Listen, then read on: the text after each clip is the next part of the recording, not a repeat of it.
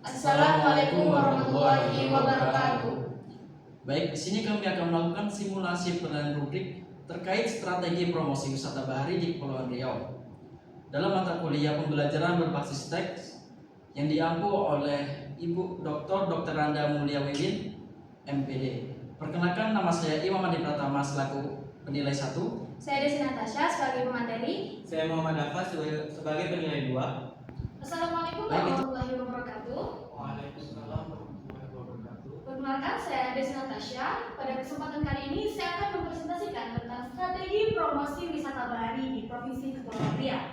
Baiklah, langsung saja. Provinsi Kepulauan Riau memiliki banyak sekali wisata bahari yang indah, seperti pantai, pulau, dan juga laut yang masih alami. Nah, hal tersebut bisa menjadi daya tarik bagi para wisatawan lokal ataupun mancanegara. Oleh karena itu, diperlukannya strategi promosi yang baik agar wisata bahari di Kepulauan Riau ini semakin dikenal luas dan juga mampu meningkatkan jumlah pengunjung.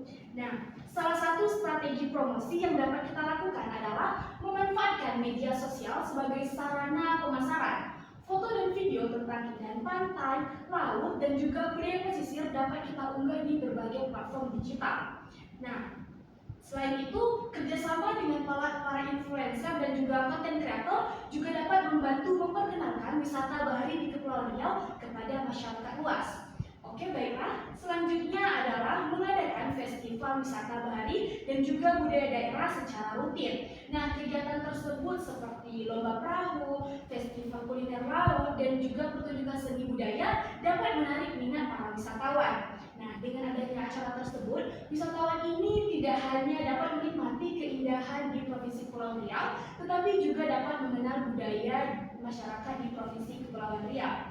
Nah, selain promosi, fasilitas wisata juga perlu diperhatikan seperti kebersihan pantai, keamanan, dan juga akses transportasi yang harus agar ditingkatkan agar masyarakat merasa nyaman saat berkunjung. Nah, dengan promosi yang menarik dan juga fasilitas yang baik, wisata bahari di Kepulauan Riau dapat berkembang lebih pesat dan dapat memberikan manfaat bagi masyarakat sekitar.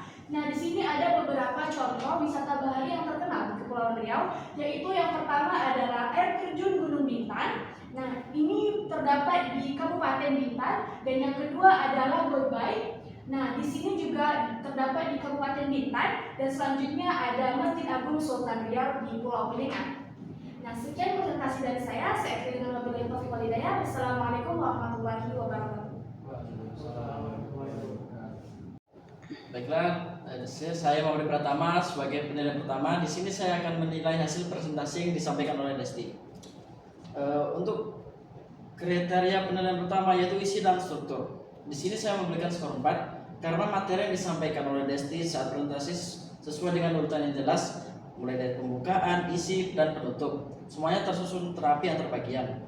Untuk kriteria penilaian kedua yaitu kelancaran dan pelafalan. Di sini saya memberikan skor 4.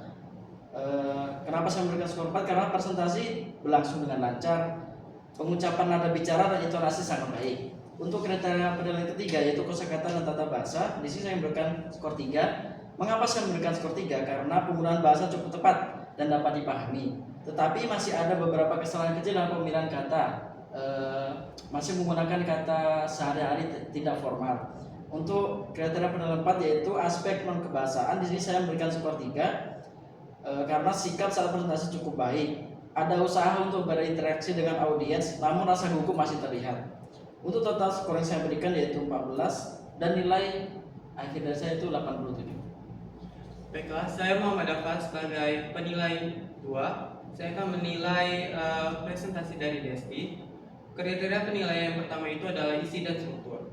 Saya beri skor 4 karena materi yang disampaikan sangat runtut antara tesis, argumen, dan penjelasan ulang.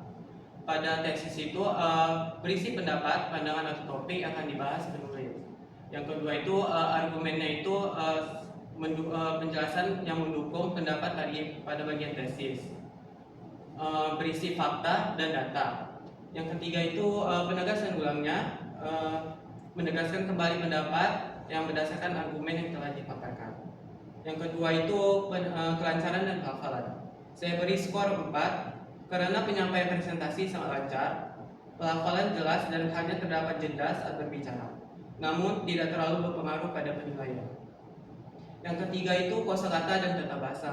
Saya beri skor 4 karena menggunakan bahasa baku dengan pilihan kosakata yang tepat serta minim kesalahan tata bahasa, namun tidak berpengaruh dalam penilaian.